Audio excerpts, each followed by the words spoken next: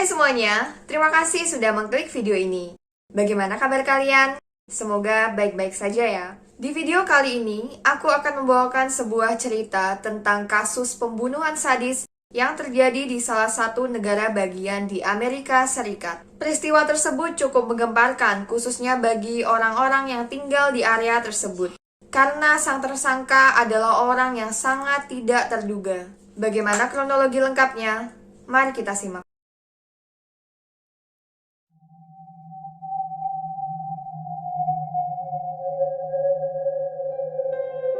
21 Oktober 2009.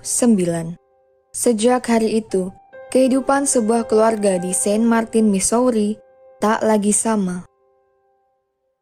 Seperti sore-sore biasanya, waktu itu Patty Price sedang menyiapkan makan malam ketika anaknya, Anthony, Stephanie, serta si bungsu Elizabeth sedang bersenda gurau di dalam rumah.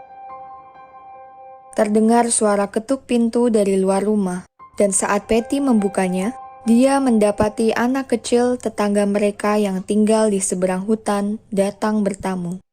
Gadis itu bernama Emma, teman bermain Elizabeth. Anak tersebut bertanya, apakah Elizabeth boleh bermain dengannya. Patty awalnya tidak memberikan izin, mengingat sudah hampir waktunya makan malam. Namun, kedua anak tersebut merengek, yang akhirnya membuat Patty luluh dengan syarat Elizabeth hanya diperbolehkan bermain selama 1 jam dan harus sampai di rumah pukul 6 sore. Patty yakin sang anak akan pulang tepat waktu karena dia takut dengan gelap, ditambah hutan yang memisahkan rumah mereka berubah menjadi gelap dan dingin ketika malam tiba. Tetapi sudah pukul 6 sore dan Elizabeth belum kunjung pulang. Patty akhirnya menelpon rumah Emma, namun mereka memberitahu bahwa Elizabeth tidak ada di sana. Aku merasa ada sesuatu yang tidak beres, ungkap Patty. Mereka pergi bersama, namun nenek gadis itu bilang padaku bahwa Elizabeth tidak pernah ada di sana pada hari itu. Patty kemudian segera menghubungi polisi. Petugas berwajib datang dalam kurun waktu 15 menit sejak mendapat laporan. Mereka kemudian bersama Patty pergi mendatangi rumah teman Elizabeth. Semuanya bilang dia tidak ada di sana, kemudian mereka ikut mencari, tutur Patty. Departemen Pemadam Kebakaran, polisi setempat, serta ratusan orang ikut mencari keberadaan Elizabeth pada malam itu. Para relawan dan pihak kepolisian membentuk beberapa kelompok, kemudian melakukan pencarian di sekitar rumah Patty. Namun, hingga malam berakhir, belum ada tanda-tanda keberadaan Elizabeth. Patty mencoba menghubungi ponsel Elizabeth puluhan kali, namun seluruh panggilan masuk ke kotak suara di ponselnya. Pihak kepolisian mendatangi sebuah perusahaan ponsel dan meminta mereka melakukan emergency ping yang bisa digunakan untuk melacak keberadaan ponsel Elizabeth. Usaha tersebut membuahkan hasil. Bunyi notifikasi di ponsel Elizabeth yang terlacak mengindikasikan lokasinya berada di area hutan, ungkap Sersan Negara Bagian Missouri, David Rice. Area hutan itu berada di belakang rumah, namun hutannya sangat lebat dan luas. Mereka kemudian menambah bantuan. Laporan orang hilang telah dikirim ke lembaga penegak hukum sekitar serta FBI. Kami melakukan pencarian di area hutan. Kami punya checkpoint yang telah tersebar di seluruh area untuk mempermudah pencarian, ungkap Sersan Rice. Kami juga memeriksa orang-orang dengan catatan kriminal dan juga pelaku kejahatan seksual setempat. Tidak main-main, pencarian dilakukan dengan bantuan pesawat, helikopter, tim anjing pelacak, serta para penyelam untuk memeriksa kolam-kolam dan sungai di hutan. Semua upaya yang bisa dilakukan pada saat itu, kami kerahkan untuk menemukan Elizabeth. Pada Kamis siang, hampir 24 jam sejak Elizabeth terakhir kali dilihat, kepolisian mengalihkan perhatian kembali pada orang terakhir yang diketahui bersama Elizabeth, anak perempuan berumur 6 tahun, tetangga Elizabeth yang mengajaknya bermain pada sore itu, Emma. Emma diwawancarai oleh FBI. Dia mengungkapkan dia memang bermain dengan Elizabeth pada sore itu, dan sejam kemudian Elizabeth pamit pulang. Itu adalah saat terakhirnya melihat Elizabeth. Namun, setelah beberapa waktu, Emma menambahkan keterangannya. Waktu itu, saat mereka berdua sedang bermain di luar rumah, tak lama mereka terperangkap semak-semak duri yang lebat. Emma mengaku menangis dan berteriak memanggil kakak tirinya, Alisa, untuk membantu mereka keluar. Alisa Bustamante, kakak tiri Emma, yang mempunyai saudara laki-laki kembar serta adik tirinya yang termuda yaitu Emma. Keempat anak itu tinggal dengan nenek dan wali sah mereka, Karen Brooke. Diketahui, anak-anak keluarga Bustamante dan keluarga Alton sering kali bermain bersama. Bertepatan dengan hari Elizabeth menghilang, Alisa mengaku tidak masuk sekolah. Namun dia tidak tahu apa-apa tentang hal yang mungkin menimpa Alisa pada sore itu. Selama awal interogasi, polisi menilai perilaku Alisa nampak tenang dan ramah. Dia tidak patut untuk dipertimbangkan sebagai kemungkinan tersangka, kata Mark Richardson, jaksa penuntut daerah Cole, Missouri. Pencarian terus berlangsung. Saat para relawan menelusuri hutan di belakang rumah keluarga Bustamante, mereka menemukan sesuatu yang janggal. Menurut mereka, apa yang mereka temukan tampak seperti sebuah kuburan. Dan saat itulah, unit investigasi serta tim forensik memeriksanya. FBI mewawancarai Alisa pada waktu pihak berwajib memeriksa tempat terduga TKP. Saya mendengar Alisa mengatakan dia suka menggali lubang, termasuk lubang yang ditemukan oleh para relawan. Reaksiku adalah, mengapa kamu melakukan itu? Kemudian Alisa menjawab, saya suka menggali lubang untuk mengubur hewan-hewan mati yang saya temui di hutan, ungkap Sersan Rice. Setelah ditelusuri, tidak ada apapun di lubang yang mirip kuburan itu. Waktu terus berjalan, sudah hampir 48 jam atau 2 hari ketika Elizabeth menghilang. Sersan Rice curiga dengan lubang kosong yang mereka temukan sebelumnya. Dia mencatat, lubang itu mempunyai bentuk yang pas untuk anak kecil seukuran Elizabeth.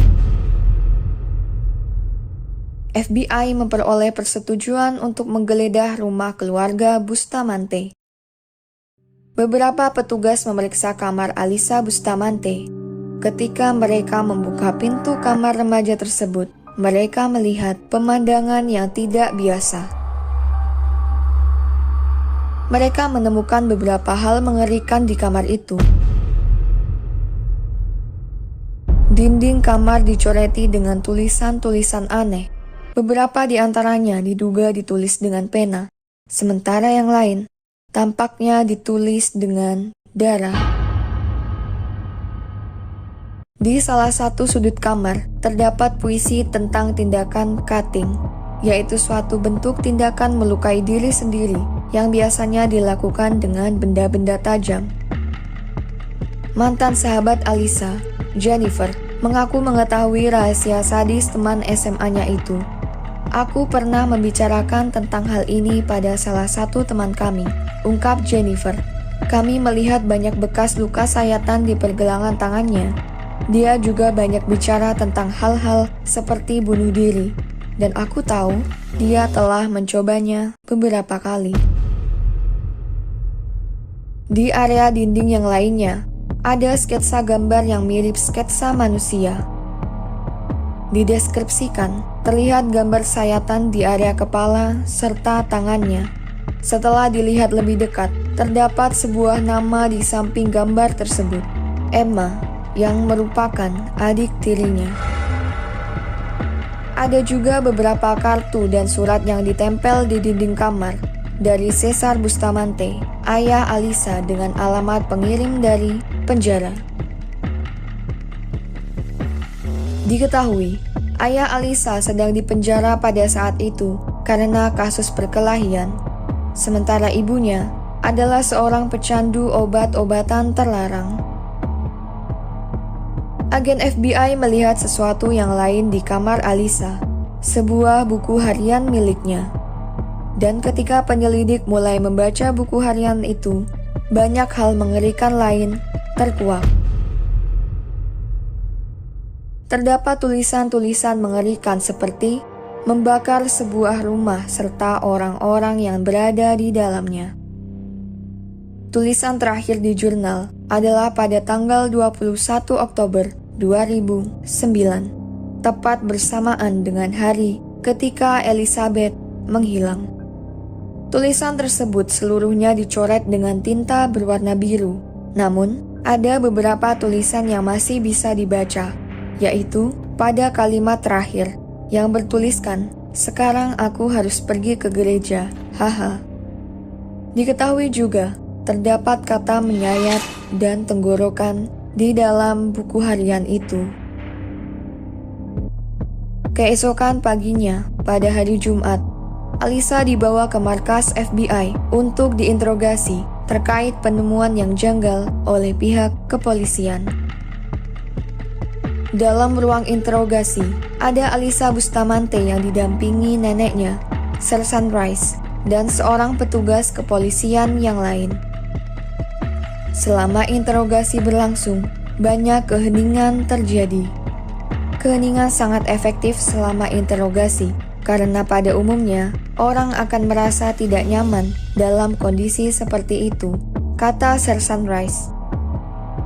Dan benar saja, Alisa terlihat mulai gugup dan cemas. Tepat sebelum Alisa mulai menangis, Sersan Rice menunjukkan buku hariannya dan berkata padanya bahwa polisi sudah mengetahui isi buku tersebut. Dan seketika, raut wajah Alisa berubah. Alisa akhirnya mulai mengungkapkan apa yang terjadi pada Elizabeth dan memberitahu Sersan Rice bahwa itu adalah sebuah kecelakaan.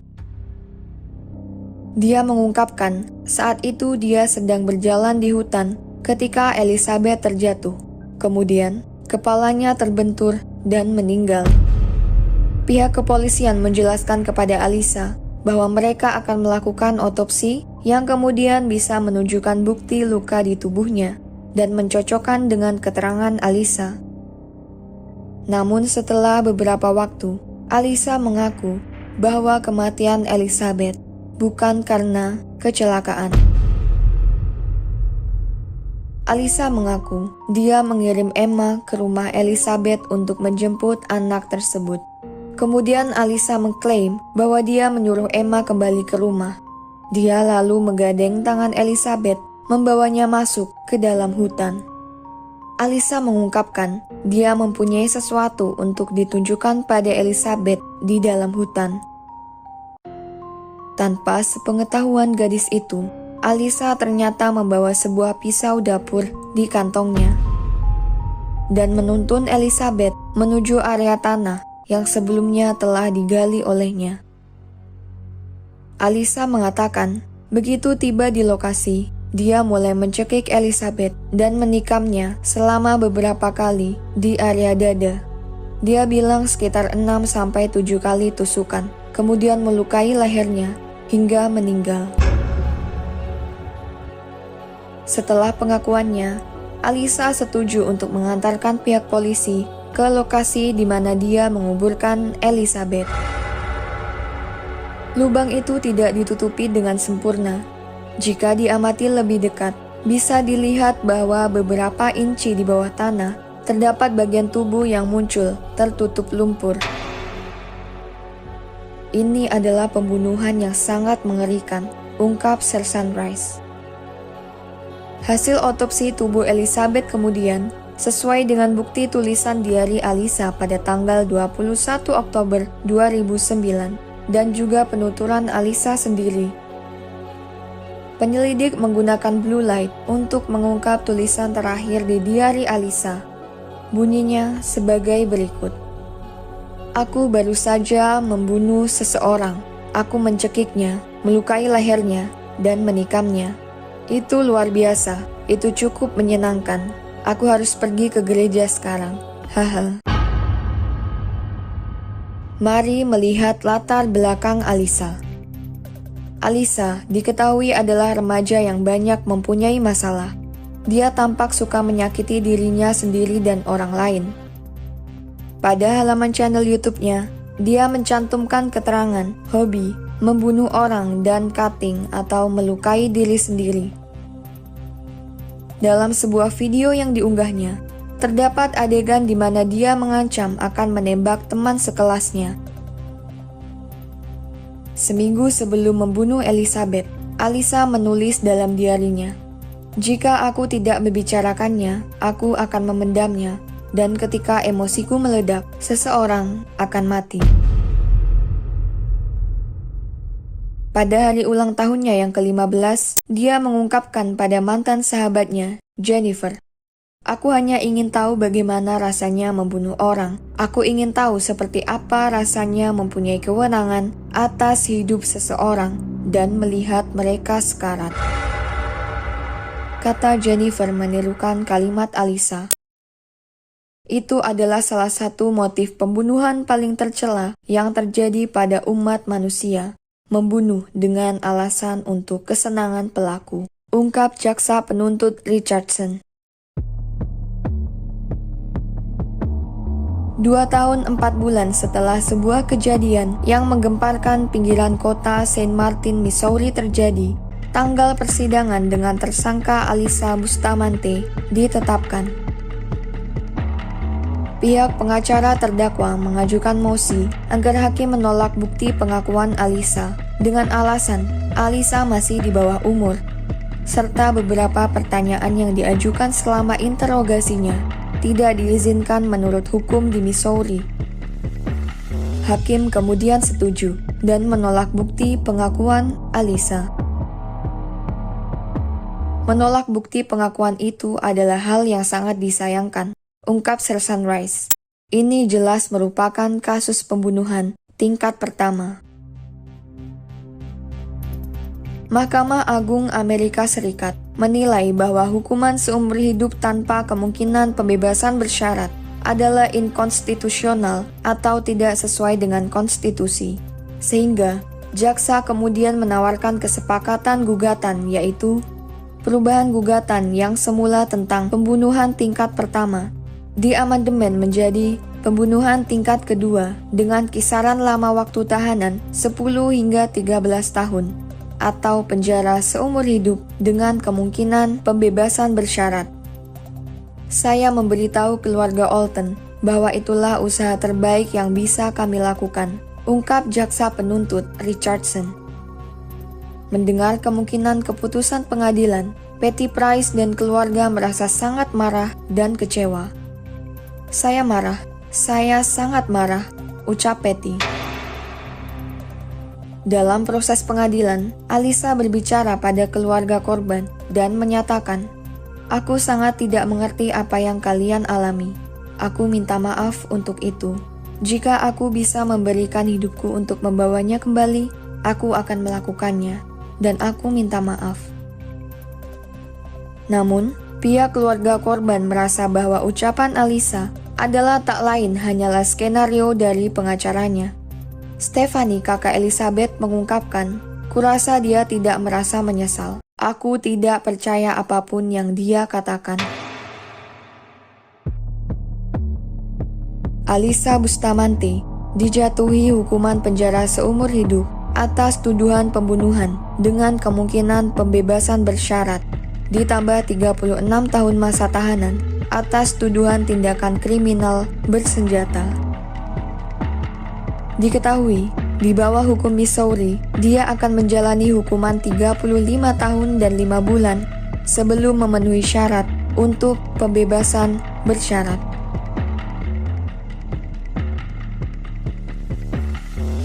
Itu tadi adalah kisah dari kasus pembunuhan yang dilakukan oleh Alisa Bustamante. Sang pelaku ini masih berumur belasan tahun, tapi seperti merasa tidak bersalah atau sangat tega untuk melakukan pembunuhan keji tersebut. Mungkinkah salah satu penyebabnya adalah karena keluarganya yang berantakan? Karena seperti yang kita ketahui, sang orang tua dari Alisa ini juga cukup bermasalah. Komen di bawah ya, bagaimana menurut kalian? Anyway, terima kasih sudah menyimak cerita tadi. Dan jika kalian suka dengan video ini, jangan lupa like dan subscribe di channel ini, serta nantikan kisah selanjutnya. Terima kasih.